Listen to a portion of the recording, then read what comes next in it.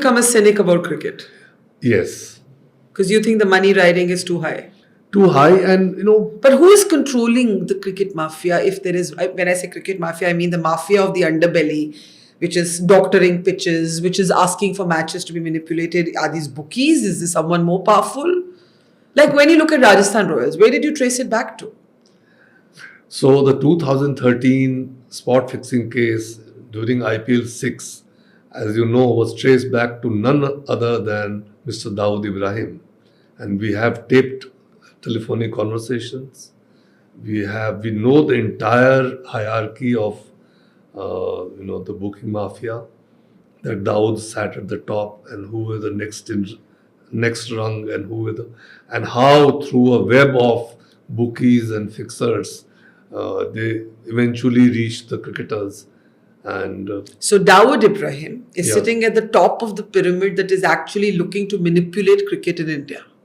that's true, and maybe manipulate cricket even outside. Let's talk about Dawood Ibrahim.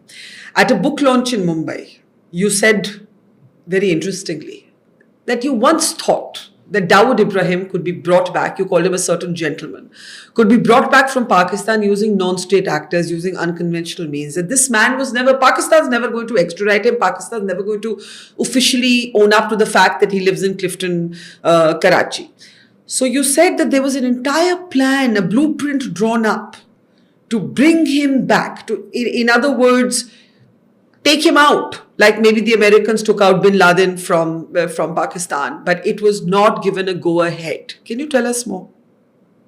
No, there are two operations. Yeah. One operation was that I was directly in touch with Dawood Ibrahim, speaking to him with due permissions from my bosses. Can we start there? Tell us about when you spoke to Dawood Ibrahim. Yeah, so we had a fellow called Manish Lala in our custody, and he said that he could put me across to Dawood Ibrahim, and he said that Dawood Ibrahim was interested in returning. When was this? This was in the year 1995, I think. Okay. And I took permission from my bosses. I had a secret telephone in my office, and I used that. And secret telephone means like how many people knew that phone existed? Very few. Okay. Anyway. Okay. So using that telephone, Manish Lala got in touch with Dawood Ibrahim through a series of what are called cutouts. Which means? Which means that he speaks to somebody, and that person says, "Okay, hang on, somebody will call you back." Acha. Then somebody else calls back, and then that fellow says, "Okay, you hang on." Somebody, so you cannot directly trace the number. So is it like a burner? Sorry? Is it like a burner phone? Yes. Okay, then? And then finally he spoke to Dawood Ibrahim, and he told him that, well, I'm in the custody of Mr. So-and-so, and he looks like a very reasonable person. And, I myself, there was a backstory to his coming into my custody also, which I have written in my first book, Dial D for Dawn. In fact, the story, Dial D for Dawn, is the story of my conversations with Dawood Ibrahim. So, he convinced Dawood Ibrahim to speak to me. So he spoke to me, and क्या बोले आप उनको? He asked me.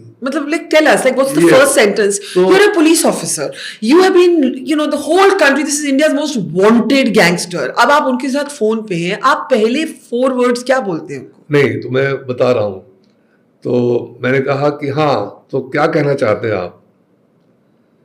So he said, आपको क्या लगता है कि मैं बॉम्बे बॉम्ब ब्लास्ट में इन्वॉल्व हूँ?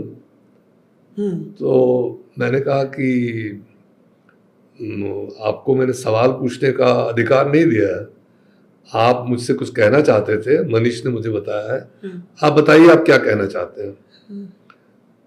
So then he cooled down a bit, and then he said, नहीं देखिए, अगर मुझे करना होता तो मुझे कहीं बाहर के लड़के नहीं भेजने पड़ते. मेरे तो अपने लड़के ऑलरेडी बॉम्बे में हैं, और ये है वो है, मेरा अपना इंफ्रास्ट्रक्चर है।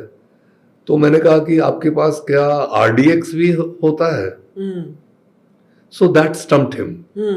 He had not anticipated that. I said, I hope you know that RDX, huge amount of RDX was used during the bomb blast. So you mean to say that you keep RDX, you and your boys keep RDX in Bombay as a matter of routine? So then he said, देखिए ऐसा है, ये tiger ने ऐसा किया है, tiger Memon ने ऐसा किया है, उसने ऐसा किया है, मेरा तो कोई रोल नहीं है, मेरी तो बहन अभी वहीं रहती है, मेरी माँ अभी बॉम्बे में ही रहती है, अगर मुझे ये करना होता तो मैं भी टाइगर की तरह उन लोगों को निकाल के ले आता इधर और ये वो। सो ऐसे देखिए, उनकी बात मत कीजिए, आप अपनी बात कीजिए। आपने मनीष को कहा है कि आप मुझसे बात करना चाहते हैं, शायद आप वापस आना चाहते हैं। ही सेड, हाँ मैं वापस तो आना चाहता हूँ, लेकिन मेरी कुछ शर्तें हैं। तो मैंने कहा बताइए क्या शर्तें हैं? तो उसने कहा कि देखिए, मुझे एक तो सिर्फ बॉम्बे बॉम्ब ब्लास्ट में आप ट्राई करेंगे, मेरा ट्रायल और केसेस में नहीं होगा। जो बॉम्बे पुलिस ने मेरे खिलाफ झूठे बड़े सारे मुकदमे बना रखे हैं वो नहीं चलेंगे, पहली शर्त ये है। दूसरी शर्त है कि मुझे हाउस अरेस्ट में रखा जाएगा, जेल में जाएंगे। हाँ, और तीसरी शर्त यह है कि आप मुझे खुद लेने आएंगे। अच्छा। हाँ, तो then I was keeping my bosses in the picture. हाँ, और ये सारा कॉन्वर्सेशन एक बारी में हुआ कि काफी सारे? नहीं, over in three installments. Okay. So this was the last installment. अच्छा। सो आई सेड, अच्छा ये शर्तें हैं, ठीक है, मैं आपसे फिर बात करूंगा। And then of course I shared it with my bosses and they said, there's no question of any conditional return and we cannot agree to these conditions. And but suppose he had come back and been tried in the Bombay blast case, he would have been put away for life. yeah, बाकी दो शर्तें तो अजीब लगती है, but so that option was there. Yeah. But anyhow, the consensus was that I shall not speak to him any Anymore. further. Do you think that was a mistake? Perhaps it was. Perhaps it was. It should have been, this conversation and this whole thing should have been pursued. Why do you think he wanted to come back? See, contrary to popular perception, these guys in Pakistan, they are second class, third class citizens. They are a burden on the ISI. The ISI abandons them at the drop of a hat. And the reason why the rest of the Memon family returned, they don't feel comfortable there. They want to face the law and be done with it. And not only the Memons returned, there were several others who came back. They came back willingly on their own, and they faced trial, and if they were sentenced, they were sentenced. If not, they were let out. When you were dealing with the underworld, with dreaded gangsters like Dawood Ibrahim, did you ever fear for your life? Not really. I will be very honest. My family used to be very concerned. Did you fear for their lives? So, yes, for my family I was concerned.